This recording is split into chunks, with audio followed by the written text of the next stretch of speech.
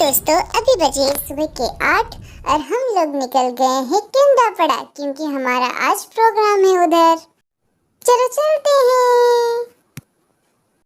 हमको टोटल 4 घंटे लगे पहुंचने में और फिर हमारा प्रोग्राम स्टार्ट हो गया। ये आप सब देख रहे हैं गाइस।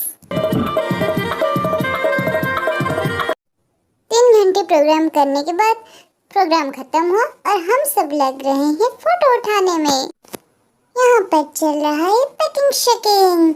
अब चलो थोड़ा फोटो उठा लेते हैं। फिर क्या, खाना खाकर हम निकल गए फिर से भुवनेश्वर।